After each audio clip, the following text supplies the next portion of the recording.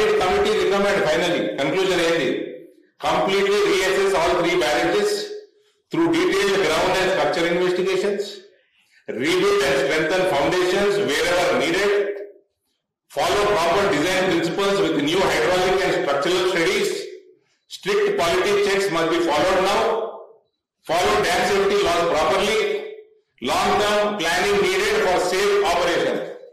ఇవన్నీ చూస్తుంటే అది ఉత్తుతుందే కనబడుతుంది, నాకు లోటపీసే కనబడుతున్నాయి 3. మళ్ళా ఇందులో టెక్నికల్ కమిటీ ఇది. ఇందులో ఎక్కడ కూడా కరప్షన్ మెన్షన్ చేయలేదు, ఎందుకంటే వాళ్ళ ఇన్వెస్టిగేషన్ కమిటీ కాదు ఇది, టెక్నికల్ కమిటీ. దీంట్లో నాకున్న కొద్ది గొప్ప కామన్ సెన్స్ తో చెప్తున్న కంప్లీట్ టెండర్ సిస్టమ్ ఏ స్కామ్ ఇది. రైట్ ఫ్రమ్ స్క్రాచ్ ఈ ప్రాజెక్టు స్కామ్ కోసమే టేకప్ చేసింది. దోసుకుందామని దోసుకునేటువంటి కూడా కనీసం ప్రాజెక్ట్ అన్న క్వాలిటీ కట్టాలి కదా. అంటే కొట్టుకపోని మునిగిపోని డిజైనింగ్ కేసీఆర్ ఇతడు, ఆయననే చీఫ్ ఇంజనీర్. 80,000 పుస్తకాలు చదివాడు, నేను 80,000 చదవలే. ఆయన కొద్ది గొప్ప కామన్ సెన్స్ చెప్తున్నా, this is complete tender managed.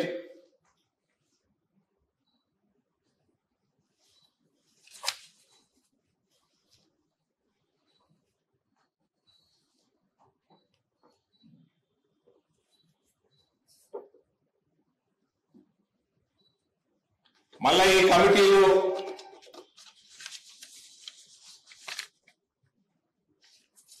Technical కమిటీలే కాదు,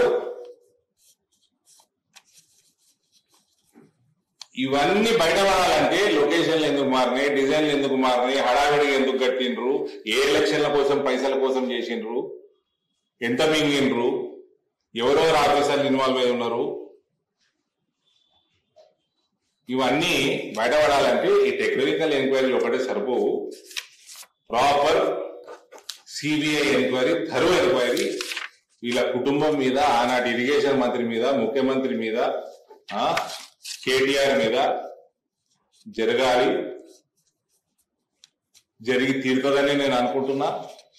అందరూ కూడా they all belong to jail, the entire family members belong to jail. And ఇప్పుడు కాంగ్రెస్ వాడు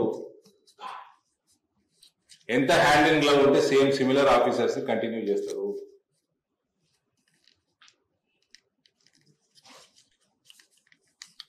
సిబిఐకి రికమెండ్ చేసిండా?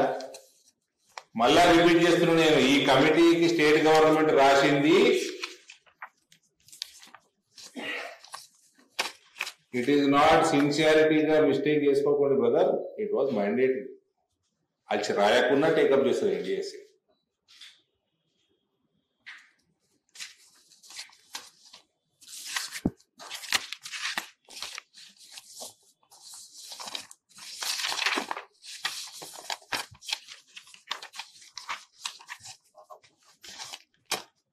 మళ్ళా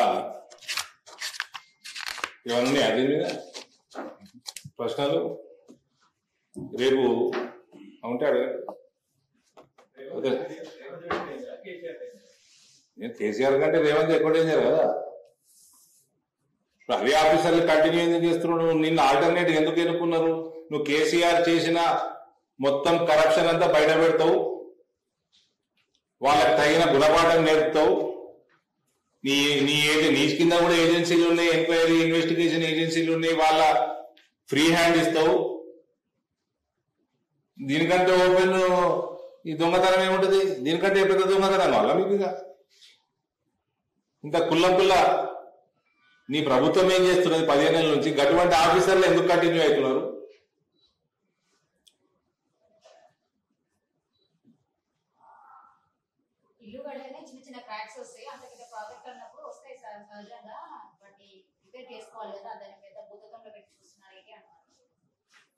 ఒళ్ళు బాగా కొవ్వెక్కితే ఇటువంటి వస్తాయి జవాబులు. ఒళ్ళు బాగా కొవ్వెక్కితే వస్తాయి. ఫ్రీగా పైసలు వస్తే ఇట్లా ఒళ్ళు కొవ్వెక్కుతాయి. కష్టపడి పైసలు సంపాదిస్తే కొవ్వెక్కదు ఇట్లా. నేను బ్యూటీ పార్లర్ పెట్టి 100 కోట్లు సంపాదించిన అంటే నమ్మొచ్చా? ఉద్యోగం చేసుకుని 1000 కోట్లు సంపాదించినట్టు నమ్మొచ్చా?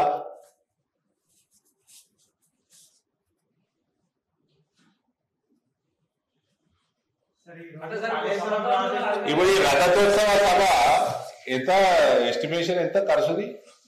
100 కోట్లు. 100 కోట్లు ఏడుకలు వచ్చినాయి. కేటీఆర్ ఉద్యోగాలు చేసిండు అమెరికాలో, అట్లా వచ్చినాయా?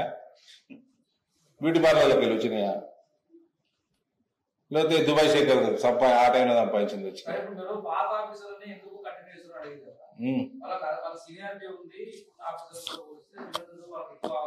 నువ్వు ఎంక్వైరీ చేస్తే సీనియారిటీ సంగతి తెలుస్తుంది first.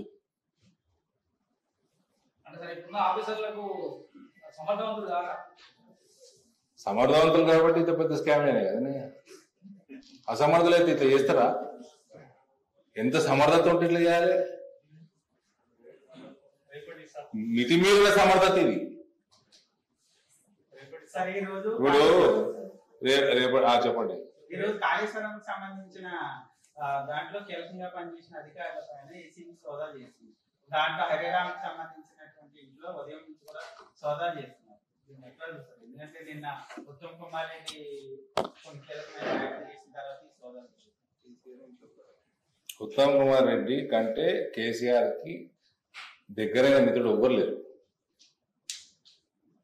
Is the closest friend. నా ప్రీవియస్ ప్రెస్ మీటింగ్ లో కూడా చెప్పిన మీరు, టికెట్లు మొత్తం 2018 కాంగ్రెస్ కేసీఆర్ డిస్ట్రిబ్యూట్ చేశారు. ప్రపంచంలో ఏ మూల ఏ క్షణం ఏం జరుగుతుందో వేగంగా తెలుసుకోవడానికి తొలి వెలుగు వాట్సాప్ ఛానల్ని ఫాలో చేయండి.